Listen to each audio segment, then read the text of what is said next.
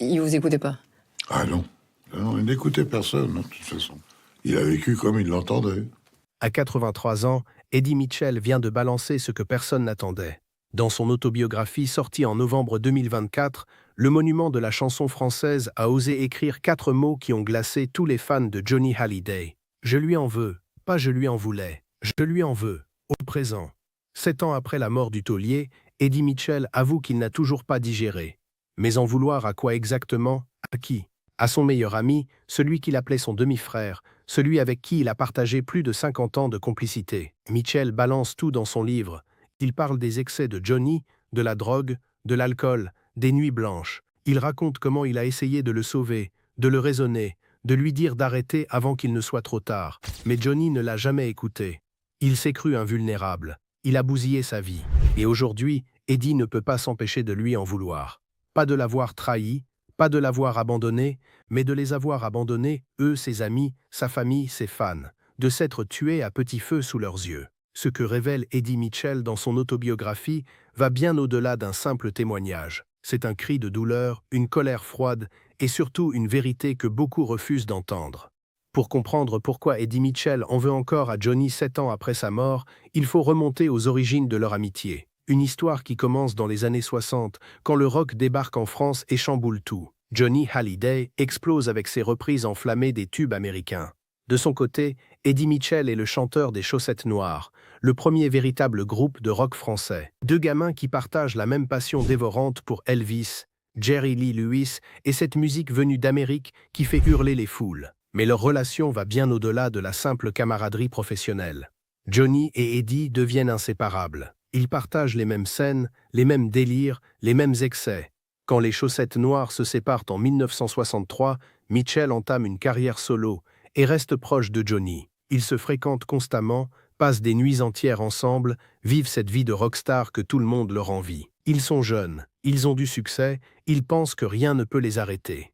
Les années passent et leur amitié se renforce. Eddie devient le parrain de Laura Smet en 1983. Johnny est parrain de Pamela, la petite fille d'Eddie. Ils ne sont plus juste des collègues ou des amis. Ils sont une famille. Nous étions très liés, confiera Eddie des années plus tard. Cette répétition du mot très en dit long, 4 fois très, pour bien faire comprendre l'intensité de ce lien. Johnny n'était pas un ami parmi d'autres. C'était son demi-frère, celui avec qui il avait tout partagé. Les triomphes, les doutes, les peines, les joies. En 2014, il reforme avec Jacques Dutronc le trio des Vieilles Canailles. 6 concerts historiques au Palais Omnisport de Bercy qui font un tabac. Les places se vendent en quelques heures. 3 légendes réunies sur scène, chantant leurs tubes respectifs, s'amusant comme des gamins. Le public est en délire. Pour Eddie et Johnny, c'est une renaissance. Ils retrouvent cette complicité des débuts, cette joie de faire de la musique ensemble. Pas de compétition, pas d'ego. Juste 3 vieux copains qui célèbrent une vie rock'n'roll. En 2017, ils remettent ça. Une tournée des Vieilles Canailles à travers la France, la Belgique et la Suisse. Mais cette fois, quelque chose a changé. Johnny est malade, très malade. En mars 2017, il annonce publiquement qu'il souffre d'un cancer du poumon. Pourtant, il refuse d'annuler la tournée. Il veut être sur scène jusqu'au bout. Eddie et Jacques Dutronc acceptent de le suivre dans cette dernière aventure. Ils savent que Johnny est fragile, qu'il souffre, qu'il ne devrait peut-être pas faire ses concerts. Mais comment lui refuser? Comment dire non à un homme qui vit pour la scène? Le 5 juillet 2017, les Vieilles Canailles donnent leur dernier concert à Carcassonne. Personne ne le sait encore, mais c'est le dernier concert de Johnny Hallyday. Le tout dernier. 5 mois plus tard, le 5 décembre 2017, Johnny s'éteint dans sa résidence de Marne-la-Coquette. Eddie Mitchell perd plus qu'un ami. Il perd son demi-frère. Il perd une partie de lui-même. Pendant des jours, il est sous le choc. Il n'y a pas une journée qui passe sans qu'il n'y ait une anecdote qui revienne ou une pensée pour lui, dira-t-il des années plus tard. Johnny est mort, mais il reste présent. Dans chaque souvenir, dans chaque chanson, dans chaque moment de la vie d'Eddie. En novembre 2024, 7 ans après la mort de Johnny, Eddie Mitchell publie son autobiographie chez l'éditeur Le Cherche Midi. À 82 ans, il décide de tout raconter. Son enfance à Belleville, le golf Drouot, les Chaussettes Noires, sa carrière solo, ses amours, ses regrets. Et bien sûr, il parle de Johnny. Longuement, profondément. Mais ce qu'il écrit surprend tout le monde. Parce que ce n'est pas juste un hommage émouvant à un ami disparu. C'est aussi un règlement de compte. Ou plutôt, une confession douloureuse. Je lui en veux de s'être cru invulnérable et de nous l'avoir fait croire. Cette phrase fait l'effet d'une bombe quand les médias la relaient. Eddie Mitchell en veut à Johnny. Au présent, pas au passé. Il n'arrive pas à lui pardonner. Mais lui pardonner quoi exactement? D'avoir été malade? D'être mort? Non. Eddie lui en veut d'avoir gâché sa vie par ses excès, d'avoir refusé d'écouter tous ceux qui l'aimaient et qui le suppliaient d'arrêter. Il croyait passer à travers tout. Il voulait rester le plus fort, comme un demi-dieu. Et nous aussi, on le voulait pour lui. Ces mots sont terribles. Ils montrent que Eddie et les proches de Johnny ont tous participé à ce mythe de l'invulnérabilité. Ils ont tous voulu croire que Johnny était immortel, qu'il pouvait tout se permettre sans conséquence. Mais ce mythe a tué Johnny. Eddie en est convaincu. Et c'est pour ça qu'il lui en veut. Parce que Johnny aurait pu vivre plus longtemps. Il aurait pu profiter de ses petites filles, de ses fans, de la vie. Mais il a choisi autre chose. Il a choisi les excès. Ces excès, j'en ai partagé quelques-uns. Et j'ai fini par me calmer, par la force des choses. J'ai été plus sage. Cette phrase est clé. Eddie ne se présente pas comme un saint. Lui aussi a fait la fête. Lui aussi a connu les nuits folles, l'alcool, peut-être même plus. Mais à un moment, il s'est arrêté. Il a écouté son corps. Il a écouté les médecins qui lui disaient de lever le pied. Il y a une lassitude à mener cette vie, des avertissements, le corps et les to-bips qui vous alertent. Eddie a compris qu'il ne pouvait pas continuer comme ça, qu'il devait choisir entre cette vie d'excès et la vie tout court. Alors il a choisi. Il a ralenti. Il a pris soin de lui. Et il est encore là aujourd'hui, à 82 ans, pour publier son autobiographie. Mais Johnny, lui, il ne s'est jamais calmé. Il n'a jamais levé le pied, et il a en partie bousillé sa vie. En partie, pas complètement. Parce que Eddie reconnaît que Johnny a eu une carrière exceptionnelle, un succès immense, une vie pleine, mais il aurait pu avoir plus. Il aurait pu vivre plus longtemps. Et c'est ça qui rend Eddie fou de rage. Ce qui ressort aussi du livre, c'est la frustration d'Eddie. Il raconte qu'il a essayé encore et encore de raisonner Johnny. Dans la vie, j'étais un peu son grand frère. Quand il prenait des choses dérangeantes, je lui disais de se calmer. Cette phrase, Eddie l'a prononcée dans une interview en novembre 2022, 2 ans avant la publication de son autobiographie. Des choses dérangeantes. Un euphémisme pour parler de la drogue. Eddie ne tourne pas autour du pot. Il sait que Johnny se droguait. Tout le monde le savait. Ce n'était un secret pour personne dans l'entourage du rocker. Mais il ne m'écoutait pas. Il n'a jamais écouté qui que ce soit. Voilà le cœur du problème. Johnny était incontrôlable. Personne ne pouvait l'arrêter. Pas Eddie, pas ses autres amis, pas ses femmes, pas ses enfants. Personne. Il faisait ce qu'il voulait, quand il le voulait. Et cette liberté totale, cette absence de limite, l'a conduit à sa perte. Je n'étais pas le seul à le mettre en garde, à lui dire de mieux se tenir, de boire moins, de se coucher plus tôt. Il se défonçait énormément. Ses mots sont cash. Eddie ne cache rien. Johnny buvait trop. Il se droguait. Il ne dormait pas.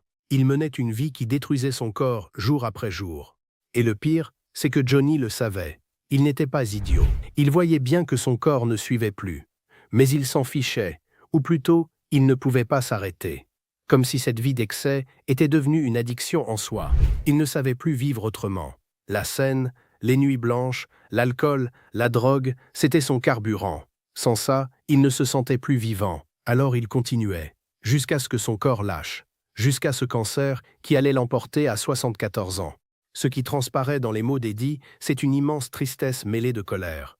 Il a regardé son meilleur ami se détruire sous ses yeux pendant des décennies sans pouvoir rien faire.